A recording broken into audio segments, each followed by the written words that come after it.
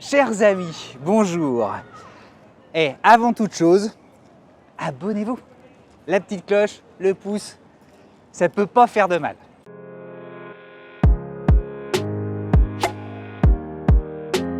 Aujourd'hui, super émission de 100 bornes en. Alors vous le savez parce qu'il y a la vignette, c'est évidemment une Audi. Et en plus c'est une A6. Mais c'est pas n'importe quelle Audi. Parce que l'A6 de la génération qu'on va vous présenter, elle est à l'apogée de ce que Audi a pu faire dans les années 2000-2010. Elle est dans un état exceptionnel. C'est la voiture de Guilhem. C'est lui aujourd'hui le seigneur des anneaux. Et on va le retrouver évidemment de ce pas. On fonce. Bonjour. Ouais, bonjour Guilhem. Bonjour tout le monde. Et merci de nous apporter ton Audi. Avec plaisir. En introduction, j'essayais d'expliquer comme je pouvais avec mes mots qu'elle est une sorte de marqueur de l'apogée d'Audi de fin 2000 quoi, tu vois, à la frontière 2004, ouais. Ouais, et elle concluait en fait 30 ans tout à coup d'une histoire qui était une ascension comme ça, Exactement. tu vois, Ouais. tout en bas où on disait c'est des Volkswagen rebadgés, qu'est-ce qu'ils font? Ils sont arrivés à ça, une finition au top, une techno qui était canon parce que le Quattro il était tout en haut, le début aussi des écrans. Oui. Et je suis trop bavard, je vais te laisser la parole en commençant par la question rituelle. Pourquoi cette Audi A6?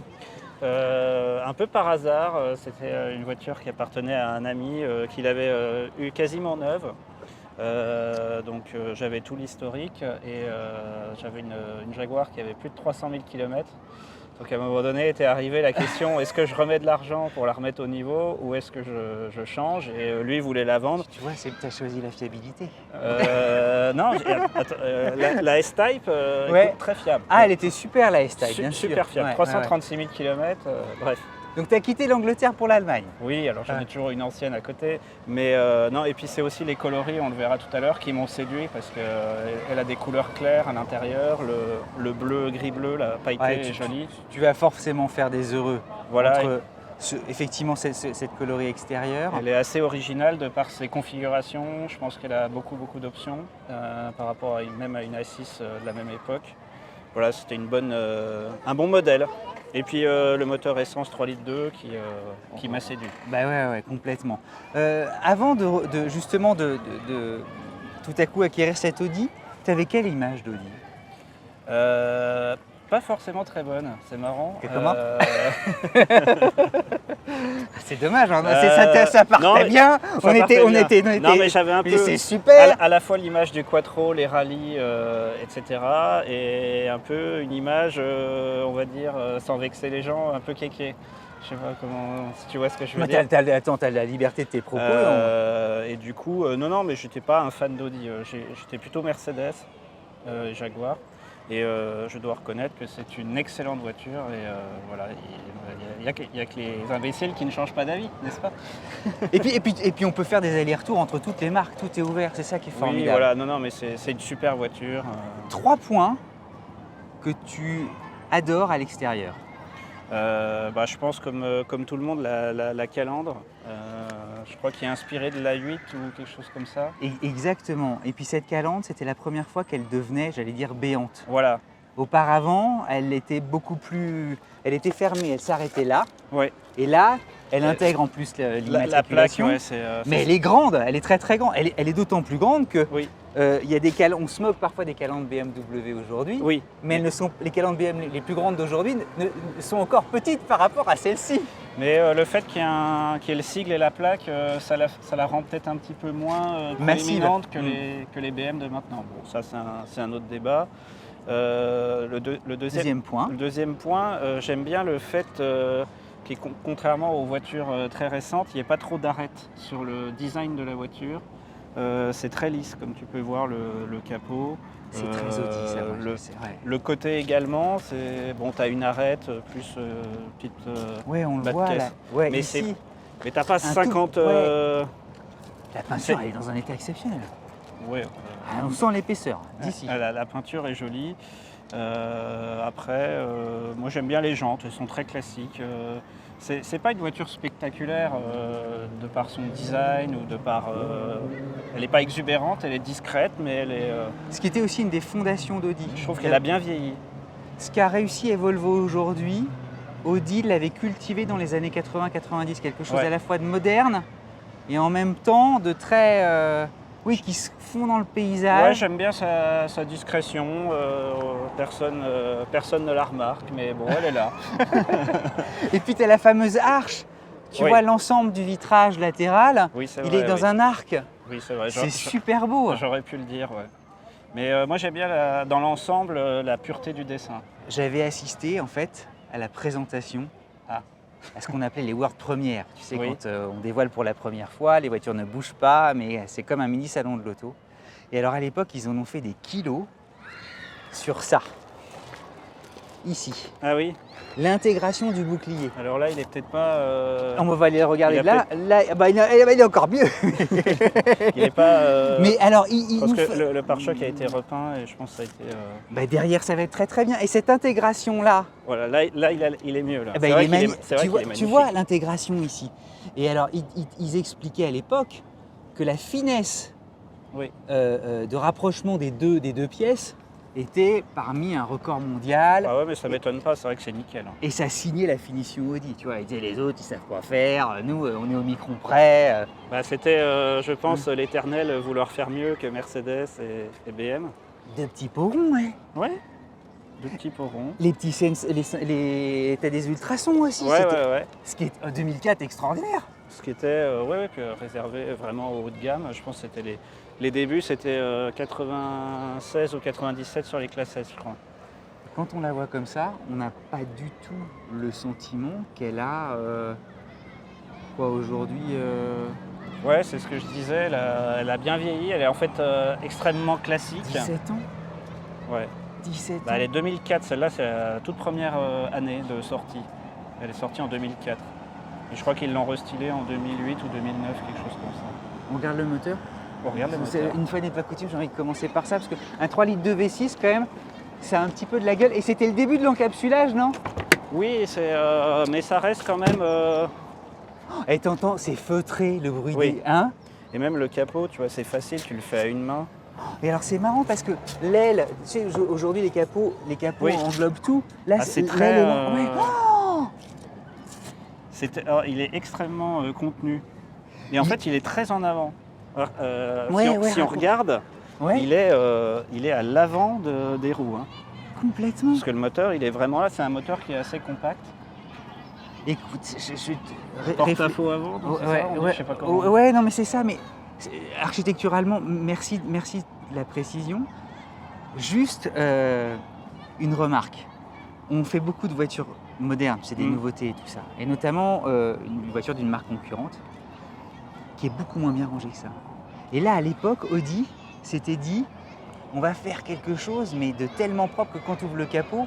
c'est vrai que et puis tout est accessible, le lave-glace... Regarde, tout est incroyable, elle est presque neuve. T'as quand même une jauge à l'huile. Oui, ça c'était tellement bien rangé aussi. Ça fait... Il y a un petit côté italien, je trouve, dans les petits faisceaux rouges. Ouais, il y a une forme d'âme. Ouais.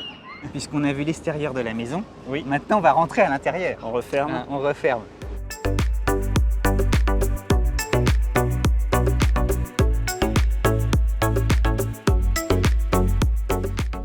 Un intérieur crème, comme ça, ciel de toit clair.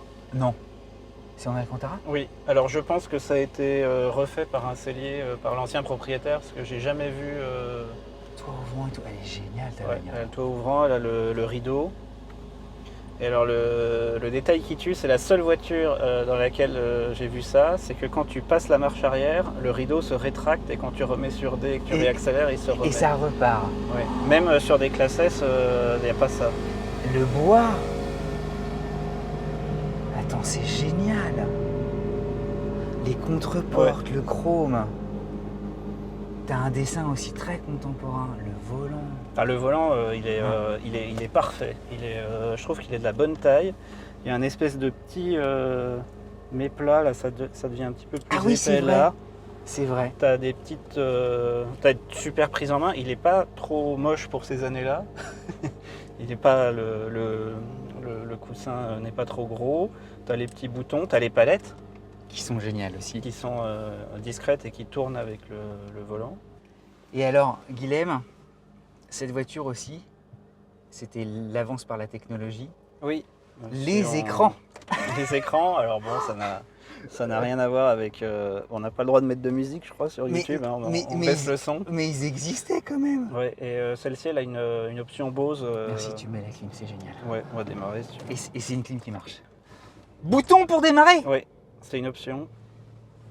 Elle a celle-ci, tout. elle a, je ne sais pas ce qui manque, mais... C'est une Mini A8 avec les sièges à réglage électrique et mémoire. Et regarde l'ergonomie, c'est une ergonomie qui est aujourd'hui tout à fait classique, avec non, franchement, la fermeture, les poignées de porte. C'est vraiment, tu vois, et pourtant, comme je le disais, j'étais pas forcément un fervent d'Audi, mais je dois admettre que tout tombe sous la main, tout est facile. Et puis alors moi, voilà, le problème c'est qu'on tout le monde m'appelle Monsieur Plastique Moussé, mais là, non, on y est. Là, on y est. Tu vois, il y en a partout, il y en a ici. Ouais. Bose, c'est génial, tout était signé. Mais elle est d'une modernité, ta bagnole, c'est dingue. Oui.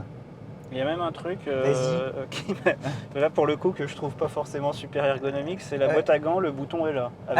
Avec un symbole.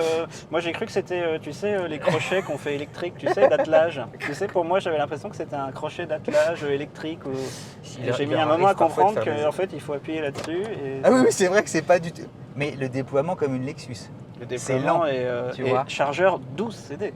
Chargeur 12 CD qui est ici. Voilà. T'en as 6 là et 6 là-bas. Voilà, j'ose pas trop montrer ce qu'elle est facturée, tout ça, mais tu vois. C'est l'assurance. Voilà, après c'est très classique, c'est une bizone. Là c'est le rideau à l'arrière. Ouais, tu disais qu'il se déploie, voilà. Bah tu passes la marche arrière. Et il se rétracte. Et après, par contre, il faut prendre un peu de vitesse pour qu'il se. Ouais, c'est super. Pour qu'il se remette.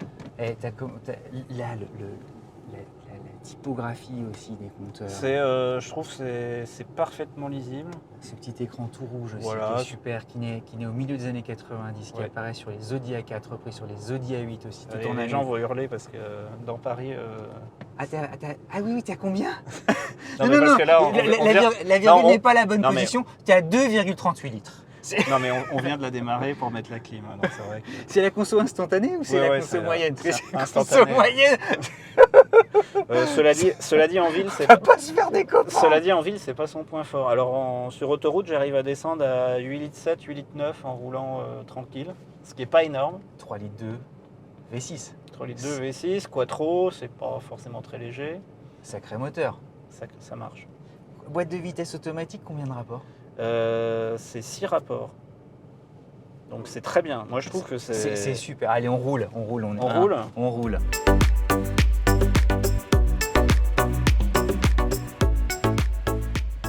Et tu sens qu'elle en a? Ah bah oui. Il y a combien de chevaux? 260 je crois, ou 255, quelque chose comme ça. Oh, attends, mais c'est un feulement. Ah oui. On va essayer de prendre un peu des tours avec les palettes à faible vitesse. T'as les palettes au volant et tout, c'est ça. Il y a un mode sport, on peut passer les vitesses là ou aux palettes. Mais honnêtement, moi je la laisse en confort. Le pommeau il est génial aussi, tout en... C'est génial, cuir, alu, tout ça. Ça va pas bouger. T'avais une petite molette évidemment pour naviguer. Oui, ici. pour naviguer. Bon, voilà, ça a un peu vieilli évidemment. Oui, mais parce que toi, tout à coup, tu la connais, mais quand quelqu'un, le regard extérieur permet de dire quand même que c'est plutôt... Parmi les qualités, c'est extrêmement bien sonorisé. Sur l'autoroute, t'entends rien, t'entends même pas le moteur. Le ressenti premier, tu vois, on l'a et on sent qu'il y a un 6 cylindres qui est là. Et tu vois, l'Alliance, je la sens pas très pesante comme voiture. J'ai pas l'impression qu'elle soit très lourde. C'est les 260 quand tu mets chevaux, vraiment le pied dedans, tu sens quand même que voilà, ça y va, mais il y a une certaine inertie, c'est un petit peu lourd. Mais c'est quattro, c'est précis. Voilà. Et puis même les boutons, là, je viens juste de régler. J'accélère un peu. Ouais. Oh, j'adore. Oh. Non, ça marche. Hein. Ça marche. 0 à 100, ça faisait combien? Je crois que c'était 6 secondes 5 ou 7 secondes, un truc comme ça. Ouais, c'est vachement bien. Je regardais... Non mais pour une voiture de 2004, c'était une caisse qui oui. marchait vraiment fort, quoi. Et puis, quattro, bon châssis. Donc, sérénité. Tu vois, parce que tu peux te dire, ouais, t'es tenté de mettre tout le temps. Et en fait, non. Non. Elle est tellement apaisante. Et tu conduis d'ailleurs avec les doigts, tu sais, en bas du volant. Mais c'est le signe que justement, tu es en confiance, tu te sens bien, que tu n'as pas envie de rouler très fort. Ouais, et que tout va bien. C'est, tu vois, tu fais une petite pointe, on va dire, à la sortie de péage. Oui, puis voilà, tu te calmes. À peu près. Ouais. Et après, tu te laisses porter. Tu te relaxes. Tu navigues. Non, mais tu sens, elle est rassurante, elle est confortable. Et en même temps, elle n'est pas trop grosse. Hein. Elle fait quelle taille, tu vois, c'est 4 mètres 4 mètres 80, quelque chose comme ça. Ouais, c'est une grosse voiture, bien sûr, mais c'est pas... Mais c'est pas inhumain. Parmi les qualités de la voiture, s'il fallait en rajouter une, c'est la taille du coffre. Oh, faut qu'on aille voir ça. C'est gigantesque. Il fait plus de 500 litres Je crois, oui. Et il fait quasiment la même taille que le break. Oh, faut que tu nous montres ça. Oui. Et alors, il y a un truc aussi, juste avant que tu nous montres. T'as le téléphone d'origine.